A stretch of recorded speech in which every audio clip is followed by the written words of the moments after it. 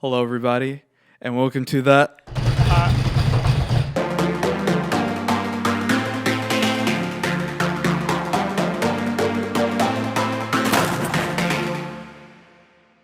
i68 podcast. Yes, Yeah, sir. Room, how are you doing, man? I'm doing great. All right, I'm gonna kind of give a little introduction for you, but Rhythm is one of our leaders in our youth ministry, and I wanted to bring you on to kind of talk about this topic of what marriage looks like from a Christian's perspective. And I know that you were married, so just kind of tell us how old were you when you got married? How many years have you been married for? And do you got any kids? I was 27 when I got married. Dang. I was pretty young. And I've been married for 9 years. Okay. I think this is the 9th year or the 10th. Bro, this I is think dangerous. It's 9. And then I have 3 kids. Nice. 3 kids. Yep. And yeah, they're fun. That's great, man. I'm excited because I think marriage is always something that, you know, young people like me are always questioning, wondering about. I'm 19, and there's a lot of people who are teenagers and also young adults who are kind of looking to marriage within, you know, next 5-10 years, possibly, hopefully. Yeah. And they have a lot of questions about these things, and it's good to ask someone who's older, who knows a lot, who has been through it, through the ups, through the downs, and can kind of impart some wisdom and advice to some of us. So to kind of segue into this conversation, I kind of want to get kind of the biblical view of marriage, like the biblical overview from the Bible. So yeah. I mean, like, I'm gonna share what my experience is in marriage, and I guess there's obviously, you know, people that have been married for much longer than I have, but you know, I can at least share some light in my 9 years of experience. So I'm happy to be here. This is awesome. Awesome, man. Yeah. So, so kind of segueing back into that, to what the Bible says about marriage. Could you kind of explain that, articulate that for us? So I mean, talking the Genesis 2:24. Mm-hmm. Well, so this is so Jesus. Where's this one? He explains why a man leaves his father and mother and joined to his wife, and the two are united as one into one. And then Jesus referenced that in Matthew 19:4-6, where they were asking him about divorce. And they're asking him about, you know, will Moses allow us to get divorced and to, you know, give the wife a certificate of divorce and just let her go. And Jesus was correcting them, and he was like, no, this is not what God's intention was. God's intention was for a man and a woman, for Adam and Eve, when God created Adam and he created Eve out of Adam, and he made them one. And, you know,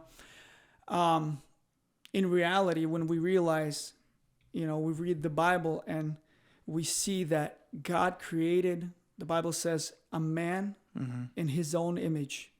And when he says man, it means man and woman, because obviously they are one flesh. And when God did that because he wanted to create a being that's a relational being that can be in a relationship just like God is, and that can experience the joy and the pleasure of a relationship, of a loving relationship, just like God has. You know, we see God in the Bible as the Father, we see God as the Son, you know, and all these attributes and all of these moments where we see and we realize that when we read the Bible, God created man and a woman to be as one, unity, just like God has the one unity between the Son, the Father, and the Holy Spirit.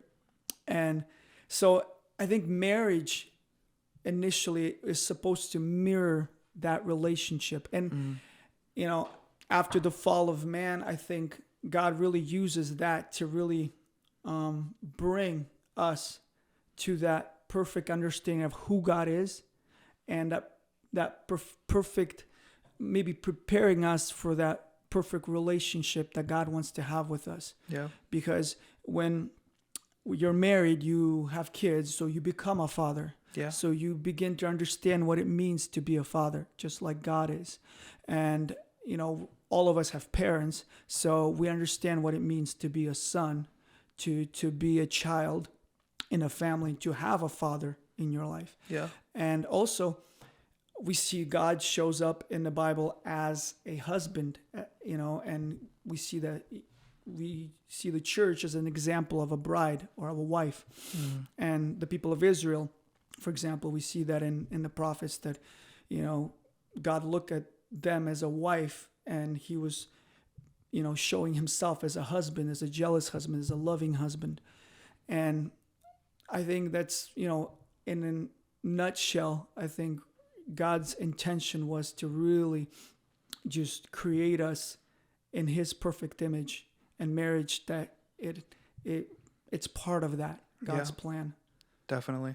I think especially when we look at the world, kind of the way that they define it is in a logistical term is like, it's a document that a legal document that says that this person and this person is together. Yeah. And there's some merit to that. It becomes more official, obviously, but when we look at it from a biblical perspective, what I notice is that it's more it's something much more deeper than just like a legal document. It's like these two people becoming one is what it seems to me like in a special way. Oh yeah, I mean, even in the world, people understand and they feel that that connection.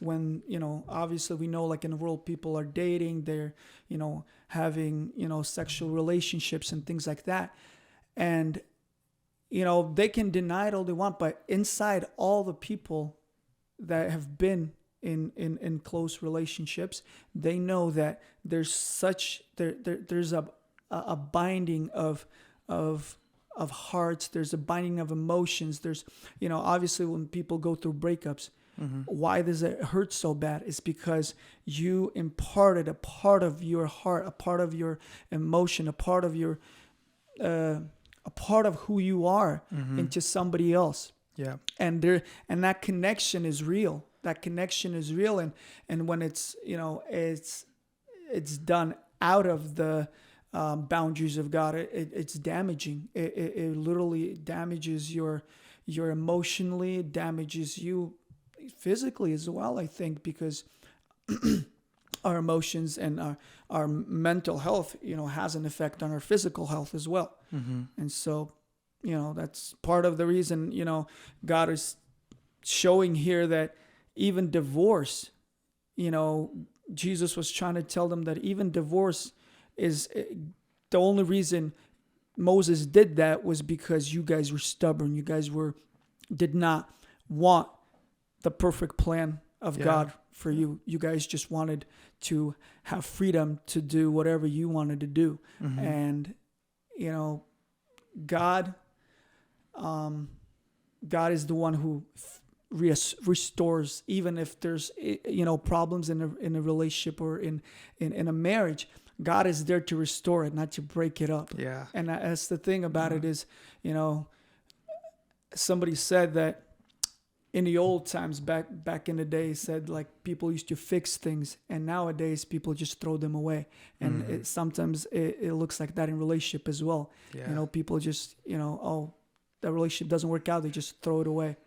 And it doesn't work that way, And obviously, in a Christian perspective, God is very, very, concrete about divorce. And, he obviously is there to actually restore it. And maybe even if there is issues, God is there to actually make you as one. Yeah. And when we trust God in that and not try to, fix it on our own, obviously, God can do everything. Definitely, for sure. I'm curious, like what was your perspective before marriage and after? Like what was marriage for you like? Honestly, it's like, for me personally, it's, and maybe most people would say that until you actually get married, Mm-hmm. you really don't think you're not even capable of really understanding what marriage is until you're there. Right. Yeah. But for me, I think you don't really think about all the maybe the hardships or the challenges that comes with it. Mm-hmm. I think most of the time, there's a way you look at marriage. I think a lot of times through maybe like your parents' relationship. Yeah. And you think, oh, my marriage is probably going to be like my parents. And if your parents have a good relationship, you think, okay, yeah, my relationship is going to be great. And sometimes we kind of have this perception of our marriage before we get married based on what we saw in our parents or maybe even other people's marriages. But honestly, I realized that marriages are as unique as people themselves are unique. We're very different. I mean, there's some things that are very the same in us that are the same, but as humans, we're very different in other ways. And so marriages are, I think, have their own distinction, each marriage. So you can't say like, oh, my marriage is going to be the copy of my parents' marriage. It can be if I bring the baggage over.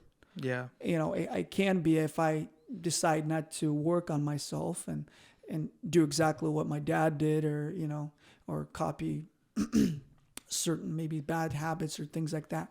But overall, I think when I was younger, my perception of marriage was, it's going to be great. We're going to be, serving God. We're going to be traveling the world. We're going to be doing these cool things. It's going to be fun. It's going to be great. Yeah. I think your look before you get married on marriage is kind of rosy and great. Yeah.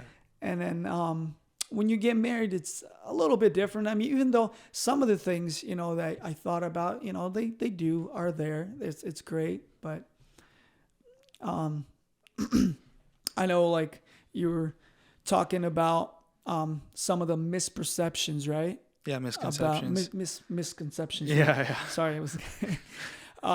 Yeah, some people might be like, my age won't be like, oh yeah, it's gonna be fun, it's gonna be great, like we're gonna have a great time. And then some people are like, man, marriage is just boring. Like, that's another misconception. That's true. Like, oh, I'm gonna be just sitting home and going to work, sitting home, babysitting my kids, and right, yeah, listening to whatever my wife's gonna be telling me, and and that's a misconception too, because like we were talking earlier that when you're single and you're boring, you're gonna be boring when you're married as well. In that sense, nothing's really going to change. If you're really upbeat, you're out there, you're serving, you're always, doing something, you're on the move, it's going to transfer into your marriage as well. Yes, there are going to be more challenges. There might be, but I think there will be more challenges.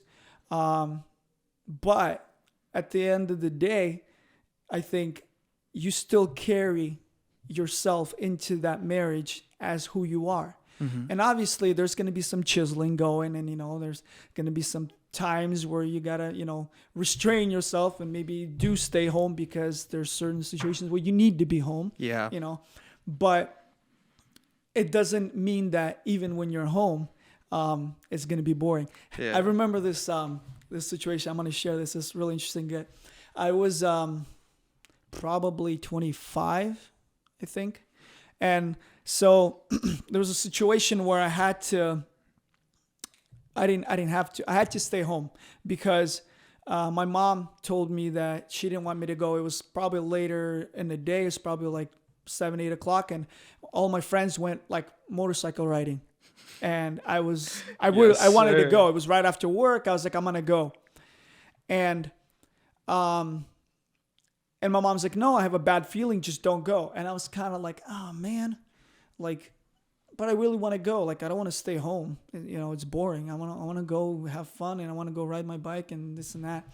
And but I think bad experience before helped me to make the right decision. And because I had a situation where my mom told me not to go, and I did, and I ended up like crashing. Not bad, but crashing, and it wasn't good. And so I kind of reminded me of that, and I was like, okay, I'm not gonna go. So I stayed home, even though I was kind of like, man, I don't want to be home. It's gonna be boring. But I stayed home, and I'm like, well, I'm home, you know, and I might as well have fun. So I just like got all my brothers out of their rooms because they were doing whatever, playing games, watching movies. I don't know.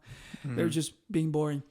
And so I was like, let's get out. And I don't know. I remember we just started like playing games, wrestling, just, I don't know. It was just fun. It was like a fun night. And the crazy thing about it was that fun night ended up pretty bad because like the friends that went biking, one of the guys ended up like crashing really, really bad. Like he almost died. Oh, wow. And so after that, I realized, wow, man, so important to listen to your parents. Yeah.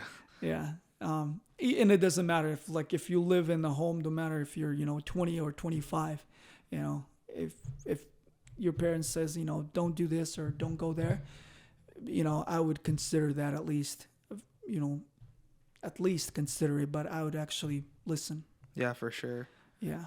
And I mean, that's just kind of an example of, you have a choice to make it boring, your life boring or not.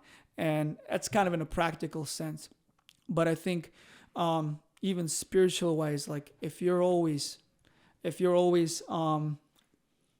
serving, you're always, after God, that already sets up a different, atmosphere in your own heart, in your own home. And so, there's no complaining in the Spirit of God. When you're filled with the Spirit of God, when you're excited about life with God, and marriage is it's gonna transfer into the marriage, and marriage is gonna be, it's gonna be amazing. Yeah. Yeah, there's gonna be hardships. Yes, there are gonna be, challenging times, and yes, there's gonna be times where you're not gonna feel overjoyed. Yeah. But it's just, it's just part of our life where we go through things, and we need to go through things because that is our molding process. For sure. Of life. Yeah, definitely. Man, what is it like humbling yourself in a marriage? Because I hear this constantly. Humbling It's yourself. it's like, oh man, I gotta Humbling humble yourself? myself in front of my wife. Well, I would tell you. Okay, I'll tell you this moment. So this is probably like a year, maybe a little more, but about a year after we got married. And humbling yourself. This is a situation where basically my wife's just sharing what's in her heart. She's just kind of like worried about things, and just sharing what's in her heart, what's troubling her.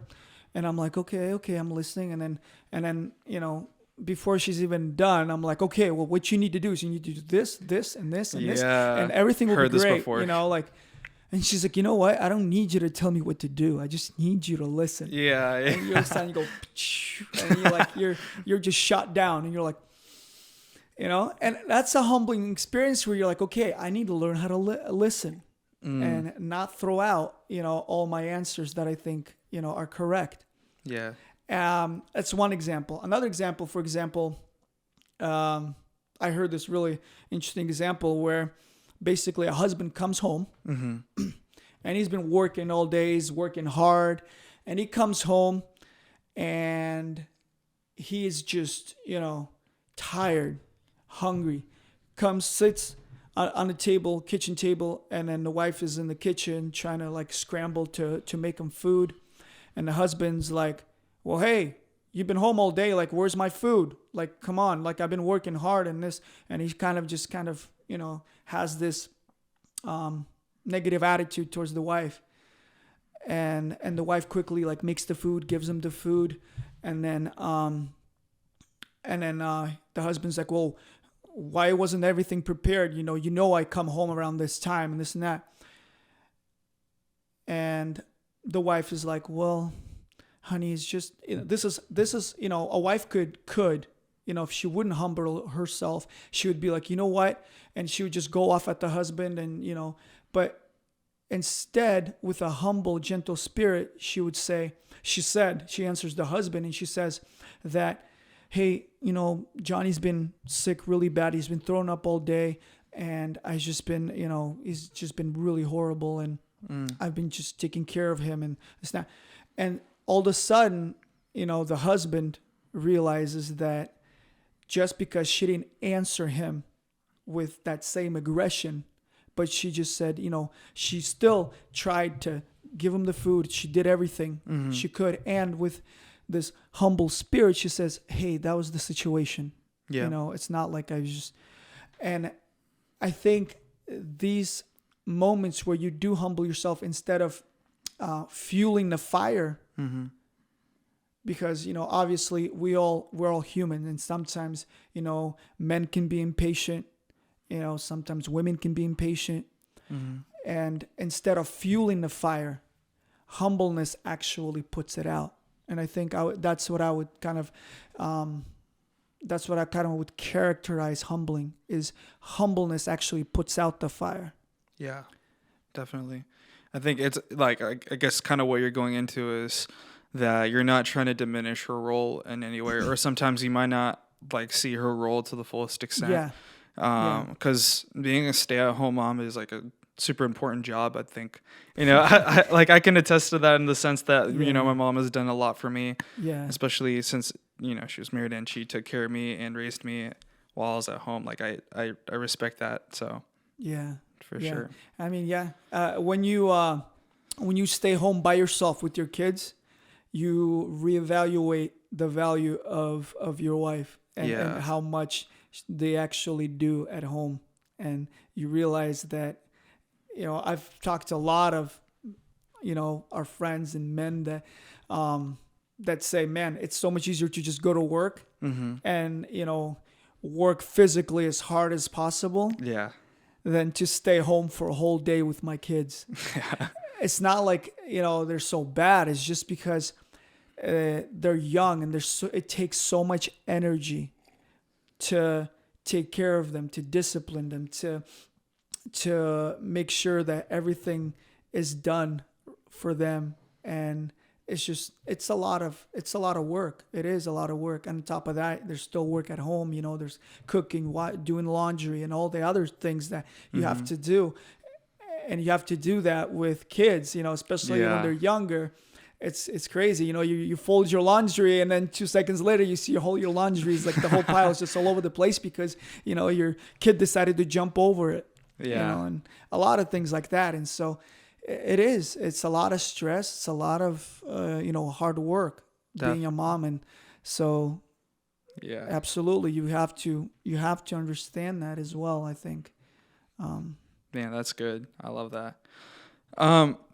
So I'm interested, but what do you do for date nights? Like with your wife? Take her out of teriyaki, honestly, motorcycle rides? Teriyaki, yeah. No, like I was saying, just one time when I still had it, I took her out one time. She's like, nope, don't like it. And after that motorcycle was parted out and gone. So, yeah. All y'all with the supercars, and you got to get rid of them before marriage. You don't have to. I mean, we've seen examples of people that are married and they both like supercars, or fast cars. Very rare, but yeah. Yeah, things like that is sort of, like I said, marriage is very distinct and has its own differences depending on people who are married and their personality and whatever they like and things like that. So obviously, some people will have, fast cars, or some people have bikes, and they go on bike rides with their wives or things like that. These things are kind of like whatever's your preferences, and right. If you find things that are in common with your wife, in certain things, that's great. Sometimes you don't. Sometimes you find other things that you both like. Or sometimes you change and you say, okay, well, maybe I didn't really like hiking that much, but now that I get to hike with you, I like it. It's not that bad, Yeah. Yeah. So, it's kind of, I think, yeah, kind That's of like awesome. that. Yeah. Where have you taken your wife to? I'm curious. What's the We've go-to? been doing it like a lot of different things. So we went on hikes like for like a whole day. We'd leave the kids and have like a whole day. We went on hikes. Sometimes if we get like a couple hours in the evening, we'll go to like a good coffee shop and just have some time there. Sometimes we'll go out to dinner and eat at like a nicer restaurant than McDonald's or Applebee's. Something a little up the notch a little bit. Sometimes we'll just go on a walk, somewhere on a waterfront. We have a lot of waterfronts around here, so there's lots of choices. Yeah. Just I think I'm a person where I don't like to do the same thing over and over. So I always try to think of something else to do and something new. Sometimes you don't come up with anything, so you just go to the usual like Kirkland waterfront or something. Yeah. Or I don't know. Or, that's always the go-to for everyone. Or something. I don't know. Yeah. Things like that.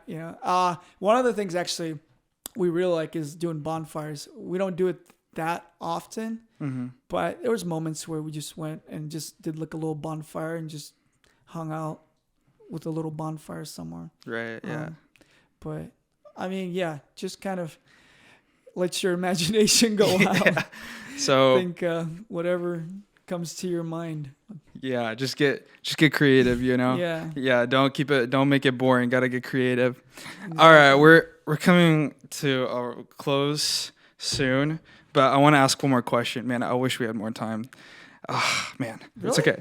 I thought it was like 10 minutes. No. Oh, wow. No, we're getting there. So, quickly, 1 minute. What is some advice that you could give to anyone before marriage? Any young man or young girl, what is one thing that you're going to leave them?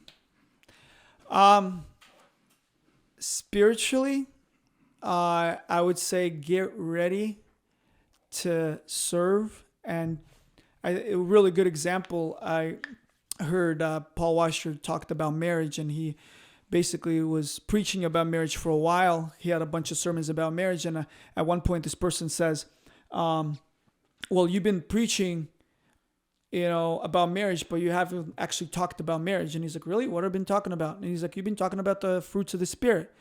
And he was like, well, he's like, when a person has the fruits of the Spirit, even if he doesn't know the principle of marriage, he's going to do all right in marriage. He's going to do good. Yeah. But if you know the principle of marriage and you don't have the fruits of the Spirit, patience, kindness, self-control, and on, you're going to have a hard time in marriage and that's really what's, spiritually prepare yourself. Obviously you might not be perfect in these fruits, but at least have that set goal, knowing that this is what you need to have. Yeah. This is where your heart needs to strive for. Emotionally, prepare yourself to take responsibility. Yeah. Because honestly, I heard this a very long time ago. I was probably like 17 or 18, and I was at this like seminar again for like teenagers, and the person said that the 3 P's of a man, of a husband, is basically your 3 responsibilities is protector. Well, number 1, priest, protector, and provider. And we need to realize that that's our role. We need to be the priest of the home, so we have to get ready to take spiritual responsibility for the wife, for the kids. Also, we have to be ready to provide and to be the protector of the home as well. That's in a practical way.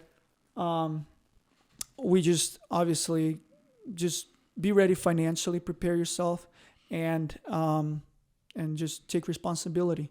Yeah. Get ready for taking responsibility. Makes sense. Roof, man, thank you so much for coming on. And I really do appreciate you coming on and saying all this. I think this is a really good episode. So thank you so much. It was awesome. I was glad I was here. I got the chance to be here. It's awesome. Perfect. Thank you so much. All right, everyone. Thank you for watching. Leave a like, subscribe. If there's any topics you want us to talk about, leave them in the comment section below. Thank you. Goodbye. Goodbye.